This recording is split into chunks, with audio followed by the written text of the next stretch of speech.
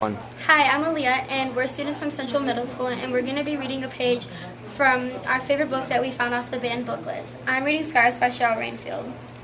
A thought steers through my mind, and I found it the carpet. If Dad stopped raping me 3 years ago, why did he only want me to cut just 6 months ago? My teeth start to chatter. I grit them together because that's when I started remembering. That's when I started being a danger to him. I started being someone who could keep him away from other children, from his new victims. Dad fingers his gun, tracing its edges, and I know he's thinking about death. Maybe about mine or Mom's. I have to talk him out of this. My throat is so tight I can barely speak. Let us go. I swear I won't tell. No one will ever know. Mom shudders beside me. Dad jumps up, pointing his gun at me again. How stupid do you think I am? He roars. I don't think you're stupid. I'm offering my silence in exchange for our lives.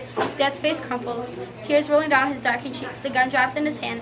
I never wanted this. I'm not a monster, Kendra. Really, I'm not. I'm just a man who needs things. I'm Megan, and I'm reading Harry Potter and the Chamber of Secrets.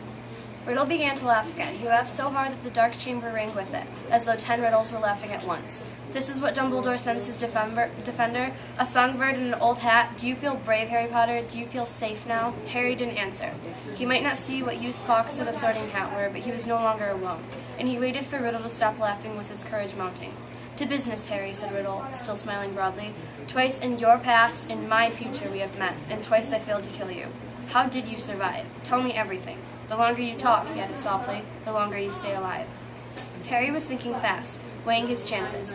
Riddle had the wand. He, Harry, had Fawkes and the Sorting Hat, neither of which would be much good in a duel.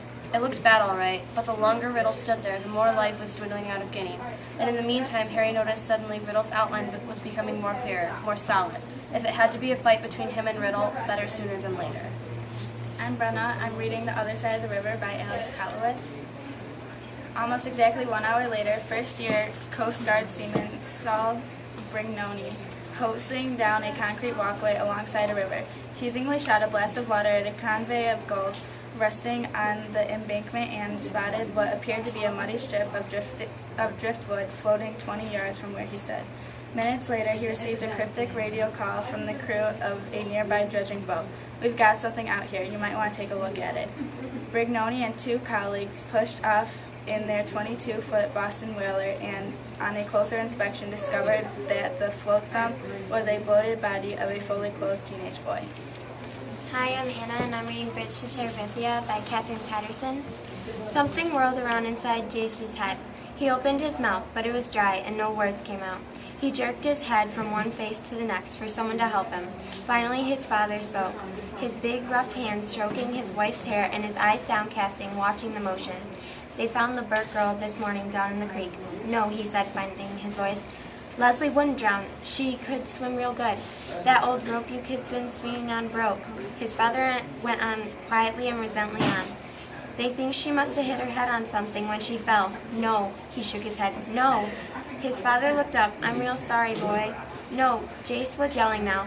I don't believe you. You're lying to me. He looked around again, whistling for someone to agree. But they all had their heads down except Maybelle, whose eyes were wide with terror. I'm Brady, and I'm reading Fahrenheit 451 by Ray Bradbury. It was a pleasure to burn. It was a special pleasure to see things eaten, to see things blackened and changed. With a brass nozzle in his fists, with a great python spitting its venomous kerosene upon the world, the blood pounded in his head, and his hands were the hands of some amazing conductor playing all the symphonies of blazing and burning to bring down the tatters and charcoal ruins of history. With his symbolic helmet numbered 451 on his stolid head, and his eyes all orange flame with another thought of what came next, he flicked the igniter, and the house jumped into a gorging fire that burned in the evening sky, red and yellow and black.